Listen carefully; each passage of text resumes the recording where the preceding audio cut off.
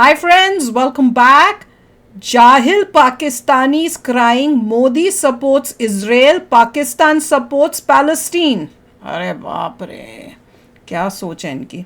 तो वीडियो शुरू करते हैं। वीडियो शुरू करने से पहले अगर आप चैनल पर नए हो और आपने अभी तक सब्सक्राइब नहीं किया तो जल्दी से पहले सब्सक्राइब के बटन और बेल आइकन को क्लिक कर लो ताकि आपको हमारे सारे न्यू वीडियोस के नोटिफिकेशन मिल जाएं जैसे हम अपलोड करें। अगर आपको वीडियो पसंद आता है प्लीज लाइक एंड शेयर। चलिए शुरू करते हैं। मेरे को लग रहा है देखिए भाई साहब ने भी लिखा है जाहिल पाकिस्तानीज, मतलब उनका जगह जगह जाहिल के नाम से जाने जा रहे हैं आजकल। हमने कुछ नहीं बोला, हम तो सीधा बोलने को बंदा लिखा आ रहा है। जिन्होंने लिखा उन्होंने जाहिल पाकिस्तान लिखा है। पता नहीं क्या ट्रेंड हो रहा है, क्या हो रहा है, आई डोंट नो। चलो शुरू करें। वैसे अभी तक तुम यहाँ पर आए गए हो तो देख ही लो क्या बना है। एक मत है कि आतंकवाद मानवता के लिए सबसे गंभीर सुरक्षा खतरा है और इस युद्ध के बीच में आतंक परस्त पाकिस्तान बाज नहीं आ रहा है। जिस तरीके से तमाम जो देश हैं वो इजराइल के समर्थन में खड़े हुए हैं, वहीं पाकिस्तान आतंकी संगठन हमास का साथ दे रहा है। अमेरिका इसराइल के लिए तड़प उठा, भारी इमदाद पहुंचा दी। इसराइल के करीब जंगी बहरी और हवाई जहाज की तैनाती, खित्ते में लड़ाका तैयारों के स्क्वाड्रन को भी मजीद बेहतर बनाया जाएगा। वजीर दिफा लॉयड ऑस्टिन ने कहा कि अमेरिका इसराइल को गोला बारूद फराहम करेगा। इसराइल ने आयरन डोम सिस्टम के लिए अमेरिका से इजाफी स्मार्ट बमों और इंटरसेप्टर मिसाइलों की दरखास्त कर दी। इस टाइम पूरी दुनिया में ये खबर बनी पड़ी है कि इसराइल और फलस्तीन की जो जंग चल रही है और इसराइल के जो एम्बेसडर है इंडिया में, उन्होंने प्रॉपर थैंक यू बोला है, अप्रिशिएट किया है कि इंडिया इस टाइम पे इसराइल के साथ खड़ा है, इस वार में इसराइल के साथ खड़ी नजर आ रही है। और दूसरी साइड पे अगर यूएई की बात करें, सऊदीया की बात करें या पाकिस्तान की बात करें, वो फलस्तीन की साइड पे खड़ा नजर आता है। गेम जो है ना, पता उनको था, उनको प्लानिंग का भी पता था कि ये हमला होगा और इसके पीछे सपोर्ट जो है वो प्यूटन कर रहा है। तो इसराइल जो पूरी दुनिया का डॉन है, अमेरिका उसके अंडर काम करता है, वो जो अपने मुल्क की सेफ्टी नहीं कर सकता। इस प्लानिंग का मुसाद को इसराइल को पहले पता था। वो इंटेलिजेंट लोग हैं, वो उनका बहुत बड़ा माइंड है। उन्होंने खुद कहा वेलकम। अब कोई मुझे पता हो वहां से बंदा मुझे टारगेट करने आ रहा है, अच्छा। मैंने आगे प्लान बनाया कि मैंने उल्टा कानून के जरिए इसको अरेस्ट करवाना, मैं तो कूल रहूंगा। मकसद ही ये था मैम। असल आंसर तो ये है, अगर वो ऐसे ही उड़ा के जहाज वहां पे समझ लें एटमी बम मार देता है, पूरी दुनिया क्या देगी? इसराइल ने जाती है। अच्छा। जो इंडिया ने बात की, इंडिया उनका लाडला है ना। अच्छा। इंडिया बहुत लाडला है उनका। इंडिया तो माशाल्लाह उनके बगैर रहता नहीं है। तो वो इंडिया ने पहले इसलिए कहा कि मेरे नंबर जरा ऊपर आ जाएं। अच्छा। उसके बाद आहिस्ता आहिस्ता और मुल्क भी कह देंगे। अच्छा। और वो मुल्क टॉप पे जाएगा मुसलमानों का जो जहाद का झंडा लेके आ गया, वरना वो भी खत्म हो। तो ये बड़े छोटा सा हमला है। मैं अगर आलम दुनिया का लीडर हूं तो मैं तो सबको कहूंगा हेल्प करो, उड़ा दो इसको, इसराइल को उड़ा दो।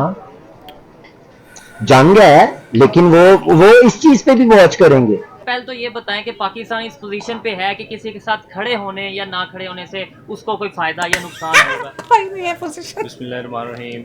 यार एक ना पंजाबी में कहावत है कि जेब च नहीं तेला ते मैं कर दी फिरा मेला मेला। बेसिकली हमारी इकोनॉमिकली सिचुएशन कोई इतनी स्ट्रांग नहीं है सच के हम किसी से पंगा ले लें। ठीक हो गया। पहले भी हमने जो बाकी जंगें ऑन की ना उसका हमें लॉस ही हुआ है। तो बेसिकली किसी के फड्डे में तो पड़ना ही नहीं चाहिए, पहली बात।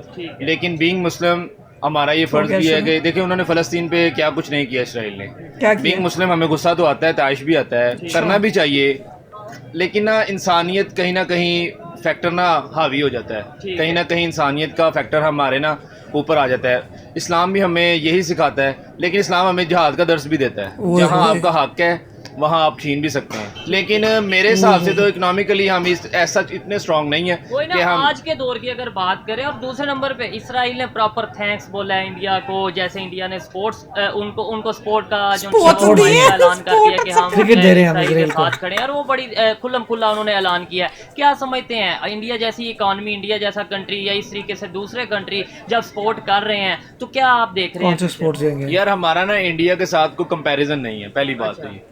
ना हम इकोनॉमिकली, ना जियोग्राफिकली, ना ही कोई आईटी वाइज किसी लिहाज से हमारा ना उनके साथ कंपैरिजन नहीं बनता। आप देखें हम मुसलमान हैं, हम पाकिस्तानी हैं, हमें प्राउड है अपने पाकिस्तान पे, लेकिन ना देखिए हमारा उनके साथ ना मैच बनता ही नहीं, जचता ही नहीं है वो। मतलब ये देखिए वो अगर कर रहे हैं ना चीज को, हम उनको देखा देखी उनका मुंह लाल है ना, हम खुद का अपना मुंह लाल नहीं कर सकते। ठीक है, अगर उन्होंने किया है, वो इकोनॉमिकली भी स्ट्रांग है, वो उस चीज को ना स्टैंड भी कर सकते हैं, वो पीछे बैक भी कर सकते हैं। अगर वो अपनी पॉलिसी चेंज करते हैं ना, उनके पास बाकी मामला या उनकी लोगों को ग्रैब करने की, टेंशन करने की ना उनके पास सलाहियत है, उनकी इकोनॉमिक बड़ी है, वो लोगों को ग्रैब कर सकते हैं। वो उनकी मजबूरी बनी हुई है लोगों की, इंटरनेशनल मार्केट की अभी मजबूरी है कि इंडिया के बगैर वो काम नहीं कर सकते। ठीक है, अगर हम कोई इंडिया को कोई लोग बैक कर रहे हैं ना, तो वो इनडायरेक्टली अपनी जो मार्केट प्लेस है ना, जो अपनी मार्केट प्लेस है उसको बैक कर रहे हैं। लोग वर्ल्ड पॉलिटिक्स को करीबी तरीके से देखते हैं, उनके कहीं वहम और गुमान में भी नहीं था कि ऑल ऑफ सडन जो है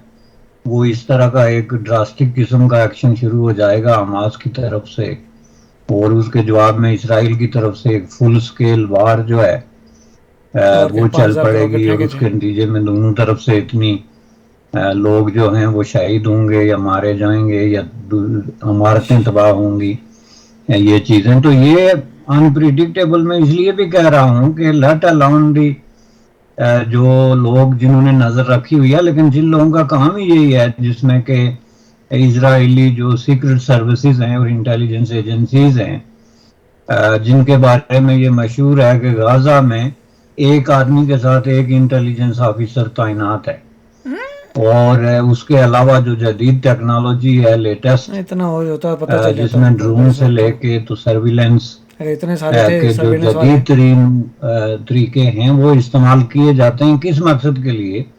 ये देखने के लिए कि वहाँ हो क्या रहा है, यानी 24 आवर उसको मॉनिटर किया जा रहा है कि कहाँ पे कोई ग्रुप ऑफ पीपल जमा हो रहा है, या जो लोग इस वक्त हमास को लीड कर रहे हैं वो कहाँ हैं, क्या उनकी एक्टिविटी है। तो इसी बुनियाद पे जाहिर है जो कार्रवाइयाँ होती हैं उनको रोका जाता है या उनको इंटरप्ट किया जाता है। तो अनप्रिडिक्टेबल तो आम आदमी के लिए था ही था, लेकिन इवन इंटेलिजेंस एजेंसीज जो हैं वो भी उस वक्त तक इस बारे में कुछ नहीं कर सकी जब तक कि ये पूरा एक फुल स्केल किस्म का इवेंट अनफोल्ड हुआ इसराइल के। यानी कि इसराइल ने जानबूझकर अपने ऊपर हमला करवाया, जानबूझ के किया है। वो जो उनका कमांडर पकड़ा गया कल, वो जो बड़ा वो उसका सोशल मीडिया पे चल रहा था, उसको भी उन्होंने खुद ही करवाया। नहीं तो इसराइल जो पूरी दुनिया का डॉन है, अमेरिका उसके अंडर काम करता है, वो क्या अपने मुल्क की सेफ्टी नहीं कर सकता? टेक्नोलॉजी में तो इसराइल बहुत रिच है, लेकिन जहां आप बात कह रहे हैं कि जानबूझकर करवाया है, देखें इतने लोग मरे हैं और सुबह सुबह का टाइम था, इट वाज अनएक्सपेक्टेड कि उनका मिसाइल गिराए जाएंगे, उनकी आर्मी को अटैक किया, उनके टैंक्स को हथियार लिया गया। ये सिर्फ ये मुल्क की डिफेंस पर बात आ रही है। हाँ तो सही आ रही है, डिफेंस पर बात आ रही है। आपको तो लगता है कोई भी मुल्क अपने डिफेंस पर अटैक खुद करवा सकता है? अगर अब मैं आपने बड़ा अच्छा क्वेश्चन किया, ये बहुत अच्छा क्वेश्चन है, इसके आंसर भी हैं, लेकिन एक बात समझें, एक मुल्क पूरी दुनिया पे तसल्लुत कायम कर रहा है, मुसलमानों को खत्म कर रहा है। मुसलमानों को भी पता है, ईसाइयों को भी पता है, यहूदियों को भी पता है, सबको पता है। वो ये जो भी कर रहा है उनका अपना एक दीन या उनका अपना एक एजेंडा है जिसपे वो काम कर रहा है, और वो कामयाब है।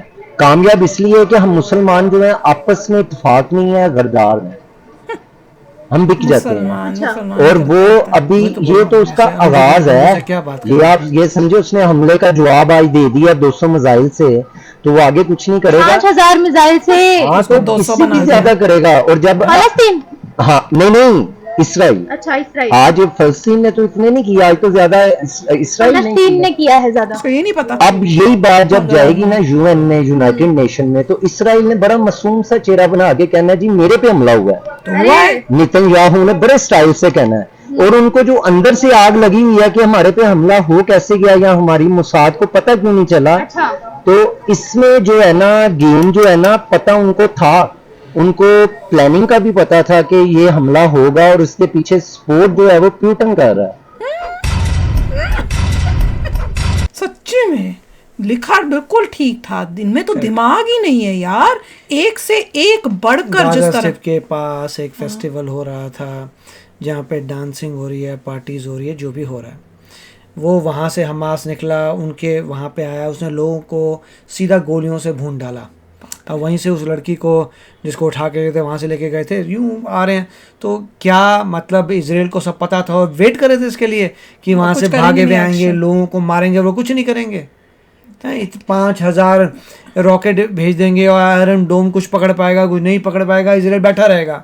नो भैया, किसी को पता नहीं था, नोबडी न्यू ये सब हो रहा है। यस, इंटेलिजेंस फेलियर था, मगर अब जो रिस्पॉन्स आएगा बहुत पावरफुल आएगा। और उन्होंने रीज़न भी बताया कि हमास एक्टिंग कर रहा था कि हाँ, वो इकॉनमी की बातें करता था हमास, कि हमें जॉब चाहिए गाज़ा में, आप लोगों को वीज़ा दीजिए, हमारे लोगों को जॉब दीजिए, हमारे लोग बाहर जाके जॉब करना चाहते हैं, पैसा आएगा। ये इकॉनमी दिखा रहा था, अंदर से ये सब प्लान कर रहा था। तो उनको लगा अच्छा ये तो सिर्फ इकॉनमी की बात करें कि किस तरीके से अपनी कंट्री को बेटर करें या गाज़ा को बेटर करें, बेटर एम्प्लॉयमेंट दें। यहाँ वो कोशिश कर रहे थे कैसे इन्फिल्ट्रेट करके अंदर घुस जाएं इन इलाकों में, और छोटी छोटी जगह को ड्रिल्स भी करे थे, मगर इजराइल को लगा ये ड्रिल ऐसे ही कर रहे हैं, छोटे मोटे, ऐसा कुछ नहीं है। और ये पता लगा actually they were trying to do it. पर इनकी तो देखो, मैं तो इनकी सोच देख के हैरान हो रही हूँ। एक कुछ मिनट की क्लिपिंग्स जो थी उसमें एक बंदे ने 2 बारी मुसलमान तो करके बोला, दूसरे का मुश्किल से 1 मिनट की क्लिप होगी, उसमें भी उसका मुसलमान।